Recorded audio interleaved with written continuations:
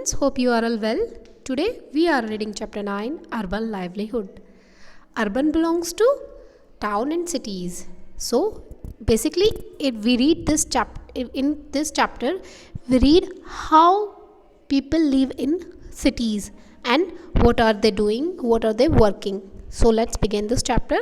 In the first page of the chapter given a picture of a city, how much crowd in the city and easy to get anything in the city. And next page also giving a picture. There are more than 5,000 towns. हमारे India में 5,000 से ज़्यादा towns हैं और 27 big cities हैं India के अंदर. Big cities like Chennai, Mumbai, Delhi and Kolkata. इनमें मिलियंस ऑफ पीपल रहते हैं जो एक साथ काम करते हैं. उसको हम वो कभी उसमें बोलते हैं कि द सिटी नेवर स्लीप्स, कि शहर रात में भी नहीं सोते. पहले let's visit one and find out about the work people do in the city.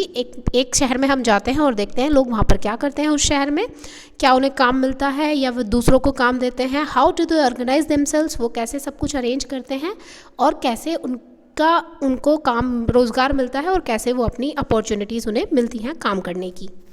Working on the street. This is the city where my cousin live. ये वो शहर है जहाँ पर मेरी कज़न रहती है. मैं यहाँ पर कभी कभी आई हूँ. बहुत बड़ा शहर है ये. जब मैं आई थी अपनी कज़न के साथ, वो मुझे अपने साथ बाहर लेकर गई. We left the house early in the morning. हम घर से सुबह सुबह निकले. जैसे ही हम कॉर्नर पे पहुँचे तो जो मेन स्ट्रीट थी हमने वहाँ देखा कि वहाँ पर बजिंग मीन्स बहुत शोर है सुबह सुबह ही. एक वेजिटेबल वेंडर है जो बिज़ी है अपनी वेजिटेबल की जो उसकी शॉप है उसको अरेंज करने में. उसमें टमाटोज़, कैरेट, कुकुम्बर, बास्केट्स ये सब अरेंज करने में वो बिज़ी है. Move to next page. She had to sell, और वो वहाँ पर सब्जियाँ बेच रही है. नेक्स्ट स्टॉल पर बहुत ही प्यारे से कलरफुल फ्लावर्स हैं. वो कलरफुल फ्लावर्स बेच रहे हैं. वो वहाँ पर अपने फ्लावर्स बेच रहा है. हमने वहाँ से रेड रोज़ लिया और येलो रोज़ लिया और हम चलते रहे. अपोजिट साइड हमने देखा कि एक जो पर्सन है वो वहाँ पर न्यूज़पेपर बेच रहा है. उसके आसपास भी बहुत सारी भीड़ लगी है because everyone wanted to read the news.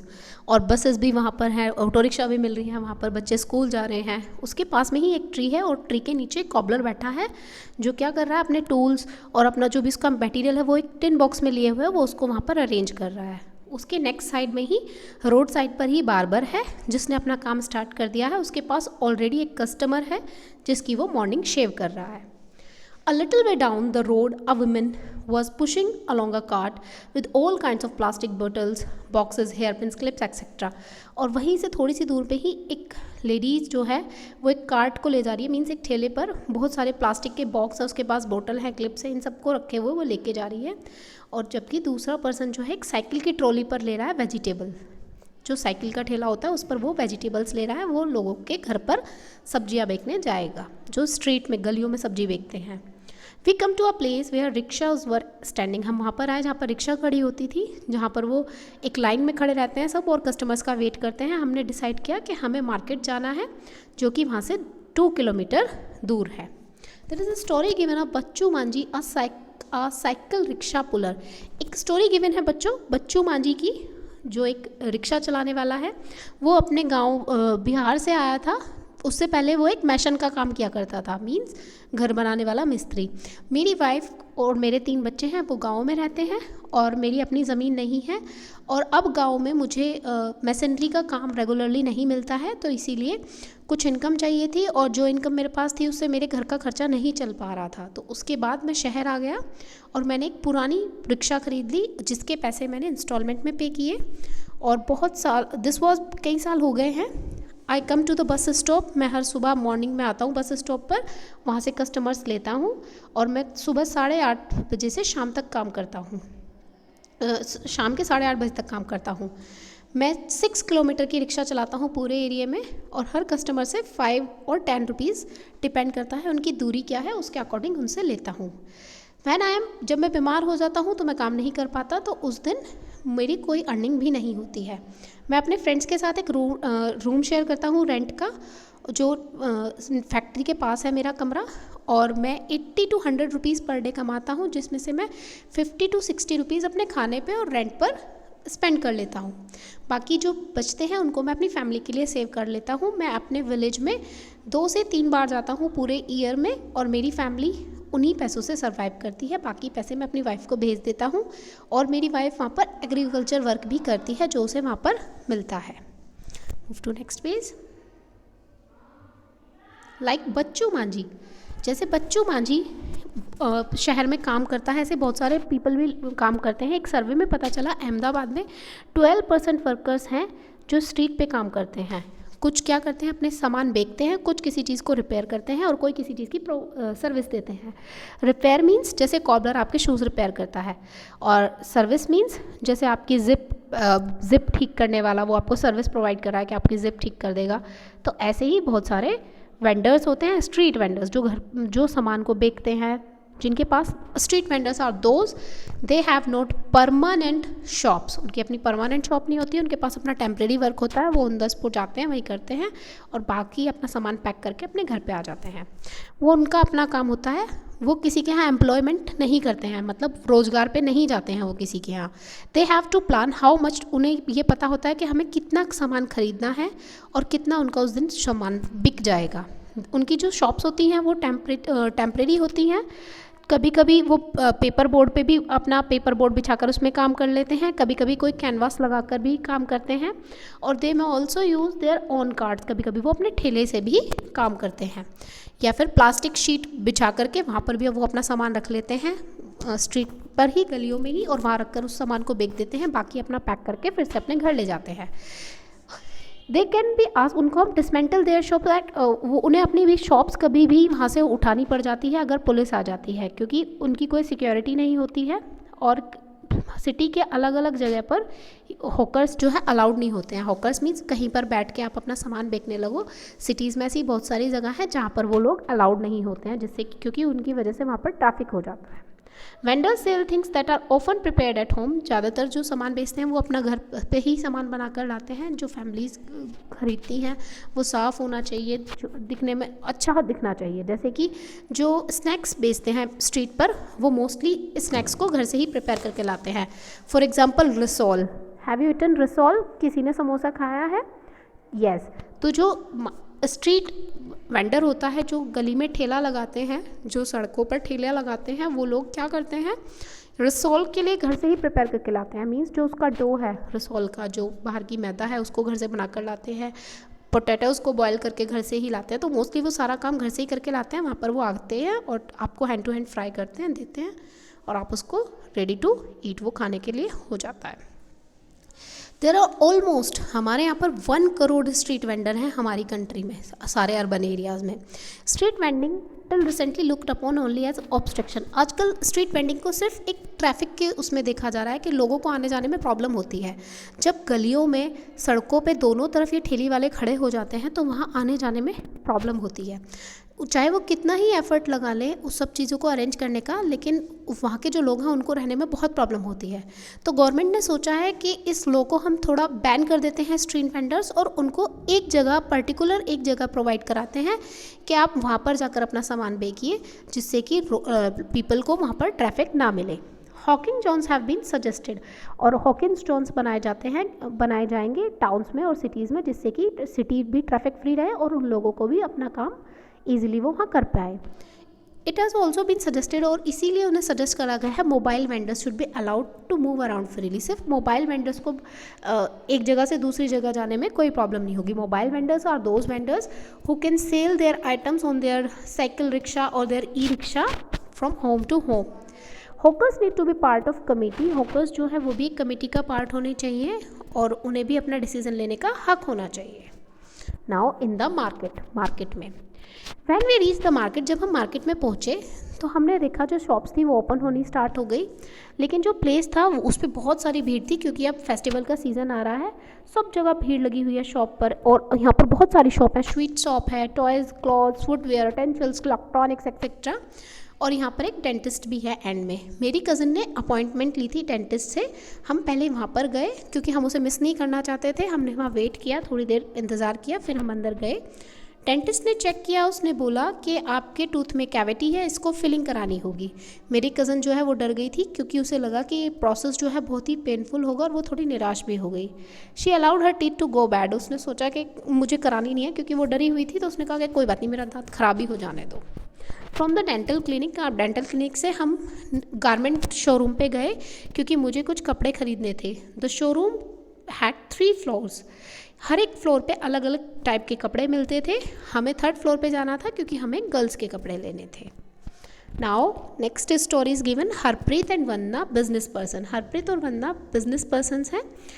मेरे पापा जो काम करते हैं एक छोटी सी शॉप पर, फेस्टिवल का टाइम है, संडे में मैं और मेरी मम्मा भी उनकी हेल्प करने के लिए चले जाते हैं। और मैंने भी वहाँ पर काम करना शुरू कर दिया है जब मैं अपना कॉलेज आफ्टर आई कंप्लीटेड, जब मैंने अपना कॉलेज कंप्लीट कर लिया था। दैट ये कौन कह रहा है? हरप्रीत। अब नाउ वंदना। हमने एक शोरूम खोला है, हमने ये शोरूम कुछ साल पहले खोला है। मैं एक ड्रेस डिज़ाइनर हूँ। हम अपना बिज़नेस चेंज कर रहे हैं क्योंकि जो पीपल हैं वो रेडीमेड गारमेंट ख़रीदना ज़्यादा पसंद करते हैं, स्टिच कराना नहीं पसंद करते हैं। अब जो ट्रेंड है वो रेडीमेड गारमेंट्स का है, इसीलिए उन्हें अट्रैक्टिव दिखने के लिए सिर्फ रेडीमेड ही पसंद है। ये वंदना है। वंदना बताती है कि मुझे अपने शोरूम के लिए कुछ चीज़ें डिफरेंट प्लेसेस से ख़रीदनी थी। मुझे बहुत सारा सामान हम कहाँ से मंगाते हैं अपने शोरूम के लिए? We must buy the material from Mumbai, Ahmedabad, Ludhiana, Tripura, और कुछ मटेरियल हमने नोएडा और गुड़गांव से भी मंगाया जो दिल्ली के पास में टाउन है, और कुछ ड्रेसेस हमारी फॉरेन कंट्रीज से भी आई हैं। वंदना ने बताया है ये सब। देयर आर सेवरल थिंग्स, कुछ ऐसी चीज़ें हैं जो हमें अपने शोरूम को चलाने के लिए और भी चाहिए। हमें एडवर्टाइजमेंट करना था न्यूज़पेपर में, सिनेमा थिएटर्स में, टेलीविज़न में और रेडियो चैनल्स में भी हमने अपने एडवर्टाइज किए हैं। करेंटली द बिल्डिंग जो हम अब बिल्डिंग यूज़ कर रहे हैं वो रेंट पर है, लेकिन हम जल्दी ही इसको अपना ख़रीदने के लिए सोच रहे हैं।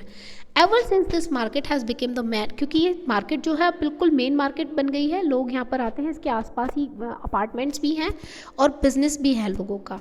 तो we have able to buy a car, और अब हम एक कार भी खरीद सकते हैं, और एक हमें फ्लैट भी बुक करना है यहीं के पास के ही अपार्टमेंट में। Like Harpreet and Vanna, there are many people who have own shop in the various markets in the city. जैसे हरप्रीत और वंदना की अपनी अपनी शॉप थी शहरों में, तो ऐसे ही और भी बहुत सारे लोग हैं जिनके पास अपनी शॉप होती हैं। तो इन पीपल की चाहे शॉप छोटी हो या बड़ी हो, वो अलग अलग चीज़ें बेचते हैं। बहुत सारे बिजनेस पर्सन क्या करते हैं, उनकी अपनी दुकानें हैं बिजनेस करने के लिए, but they are not employed by anyone. वो किसी और के यहाँ काम नहीं करते, लेकिन वो दूसरों को अपने यहाँ पर काम पर ज़रूर रखते हैं। अपने सुपरवाइज़र रखते हैं अपने यहाँ पर, और हेल्पर्स भी रखते हैं काम करने के लिए।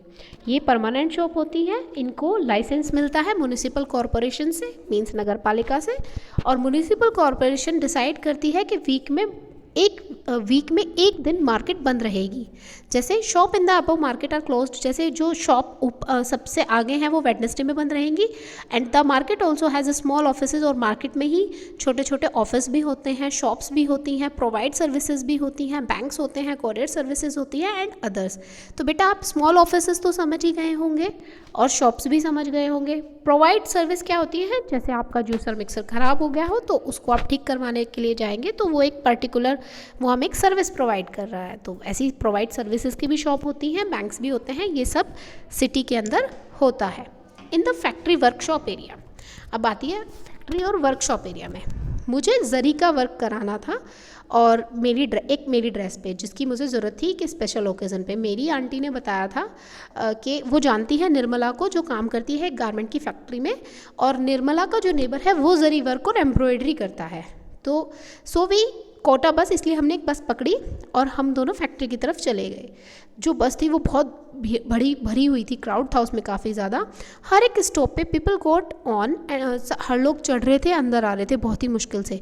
पीपल एक दूसरे को पुश कर रहे थे। मेरी कज़न ने मुझे गाइड किया कि हम कॉर्नर में बैठ जाते हैं जिससे कि लोग हमें धक्का मुक्की ना कर सकें। मैं बहुत ही परेशान थी कि लोग ऐसे ट्रैवल करते हैं रोज़। जैसे ही बस फैक्ट्री में एंटर हुई और पीपल वहाँ से उतरना स्टार्ट हो गए, हम भी उतरे जल्दी, हमने भी क्रॉस किया और हमें थोड़ा सा सांस आया बस से बाहर आने के बाद। There was a large number of people sitting on railings, बहुत सारे लोग जो रेलिंग पर बैठे थे ग्रुप में क्रॉसिंग पर, और हमने देखा कि वो किसी का इंतज़ार कर रहे हैं। कुछ लोग क्या है अपने स्कूटर पर खड़े थे, अपना वेट कर रहे थे और बातें कर रहे थे। मेरी कज़न ने एक्सप्लेन किया ये लेबर चौक है, यहाँ पर डेली वेज के लेबर्स मिलते हैं, हेल्पर्स मिलते हैं जो मशीन्स को हेल्प करते हैं। जो घर बनाते हैं मिस्त्री, उनके जो लेबर हैं वो वहाँ पर खड़े रहते हैं, वो जाते हैं वहाँ पर, उनको पर डे चार्जेस होते हैं उनको वहाँ से लेते हैं और काम कराते हैं। ये जो लेबर्स हैं ये क्या क्या काम करते हैं, दे डिग एट कंस्ट्रक्शन साइट, ही कंस्ट्रक्शन साइट्स पे डिगिंग भी करते हैं, हैवी लोड भी लिफ्ट करते हैं, सामान उतारने के लिए भी काम आते हैं ये ट्रक्स में से, और पाइपलाइन के लिए, टेलीफोन केबल की लाइन के बिछाने के लिए या फिर रोड बनाने के लिए ये लोग ये सब काम करते हैं। There are thousands of such casual workers, ऐसे हज़ारों वर्कर होते हैं शहरों में। हमें एक पिक्चर गिवन है, ये लेबर बैठे हुए हैं लेबर चौक पर, ये लोग वेट कर रहे हैं कि कोई आएगा और हमें काम के लिए ले जाएगा। जैसे ही हमने फैक्ट्री में एंटर किया, हमने देखा कि फुल ऑफ स्मॉल वर्कशॉप, छोटी छोटी बहुत सारी वर्कशॉप्स थी वहाँ पर, एंडलेस रोज ऑफ दैम, बिल्कुल ना ख़त्म होने वाली इतनी लंबी फैक्ट्री थी। एक सेक्शन में हमने देखा कि लोग क्या कर रहे हैं, वहाँ पर सिलाई मशीन पर कपड़े सिल रहे हैं। एक पर्सन क्या कर रहा है, वो सिलाई मशीन को ऑपरेट कर रहा है, और क्लॉथ्स हैज़ बीन, कपड़े कुछ सिल चुके हैं और वो उनको एक साइड के रूम में उनके ढेर लगे हुए हैं। वी लोकेटेड निर्मला, हम निर्मला के पास गए, हमने देखा वो स्टिचिंग यूनिट में थी। वो बहुत खुश हुई मेरी कज़न को देख के, क्योंकि उसने प्रॉमिस किया था कि वो उसकी जरी का वर्क कराएगी उसकी ड्रेस पे। निर्मला टेलर के वर्क में थी, एक्सपोर्ट गारमेंट की यूनिट में। The factory where she works makes summer, जो जिस फैक्ट्री में वो काम करती थी उसमें समर क्लॉथ्स बनते थे, और वो क्लॉथ्स फॉरेन कंट्रीज़ में जाते थे, USA, UK, जर्मनी और नीदरलैंड में। जैसे निर्मला थी वो कई घंटे काम करती थी, और वो काम करती थी long hours in the months of only December to April. बाकी जो नॉर्मल वर्किंग डे था वो उसका 9 AM से स्टार्ट होकर इवनिंग में 10 PM तक होता था, कभी कभी और भी ज़्यादा देर तक। वो सिर्फ 6 डेज़ काम करती थी वीक में, और अगर कभी अर्जेंटली उसको बुलाया जाता था तो ही वो संडे में काम करने के लिए जाती थी। निर्मला को 80 रुपीज़ पर डे दिया जाता था 8 घंटे के काम करने के, और उससे ज़्यादा काम करती थी तो उसको 40 रुपीज़ एक्स्ट्रा मिलते थे, और जून में उनको काम ख़त्म हो जाता था। तो जो फैक्ट्री का स्टाफ है वो जून में कम कर देते थे, क्योंकि काम नहीं होता था तो फैक्ट्री स्टाफ को निकाल देते थे। तो निर्मला को भी बोल दिया गया था कि आप भी जाइए। फॉर अबाउट 3-4 मंथ्स, हमेशा साल में 3-4 महीने कोई काम नहीं होता है। बहुत सारे वर्कर्स हैं जैसे Nirmala are employed on what is on known as a casual basis. ऐसे बहुत सारे वर्कर्स हैं जिनके कैजुअल बेसिस होते हैं, मतलब परमानेंट नहीं होते हैं। They are be required to come as and when the employer needs. वो तभी बुलाए जाते हैं जब वहाँ पर काम की ज़रूरत होती है, और तभी उन्हें काम के लिए बुलाया जाता है। कभी कभी जो कभी कभी साल में दे हैव टू फाइंड, उन्हें दूसरा काम भी ढूंढना पड़ता है।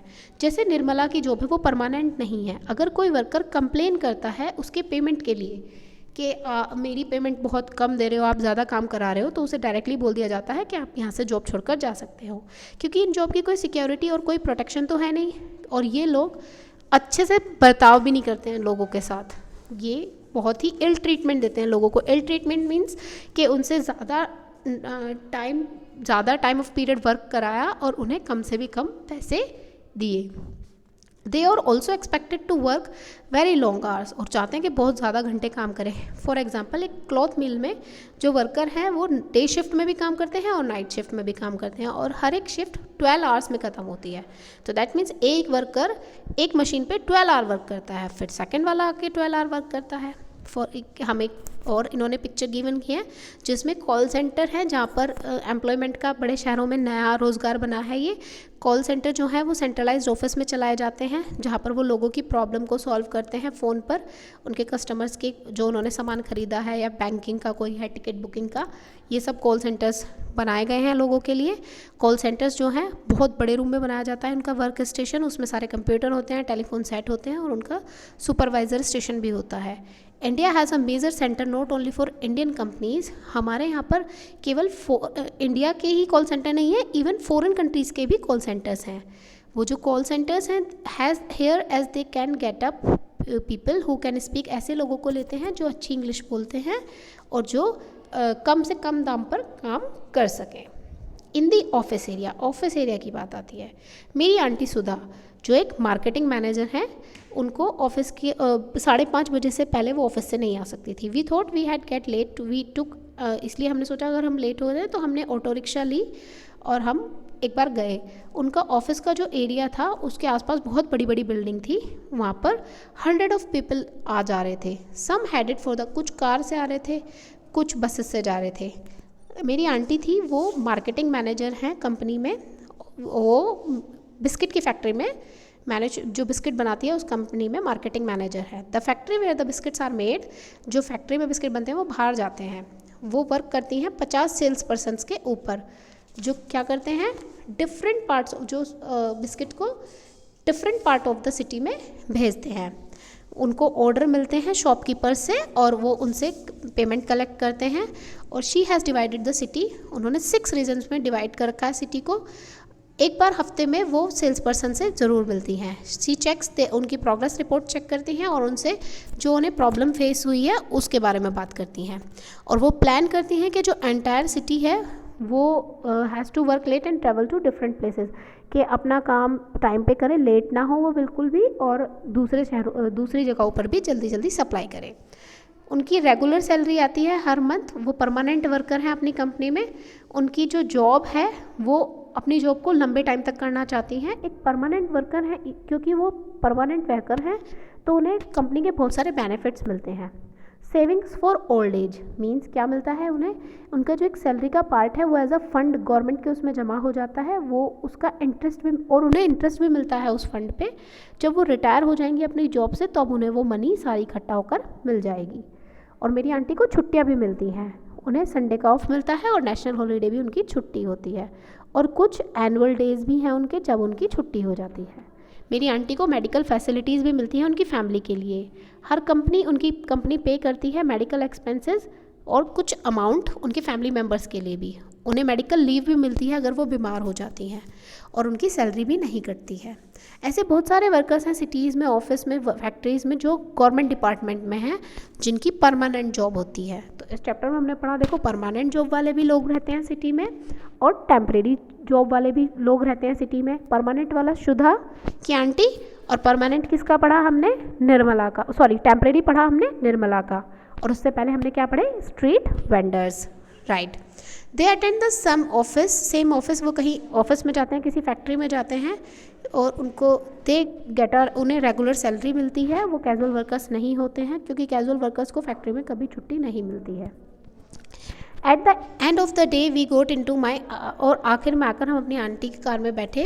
But it had been so much fun, आज हमने बहुत मज़ा किया। मैंने सोचा how interesting that so many people do so, कितना इंटरेस्टिंग काम लोग करते हैं। Many they have probably never meet each other, शायद ही वो शहरों में एक दूसरे से मिल पाते हैं, क्योंकि उनका काम ही ऐसा है, सब लोग अपने काम में बिजी रहते हैं, और यही सिटी की लाइफ है। I hope you are like this chapter, so thank you all.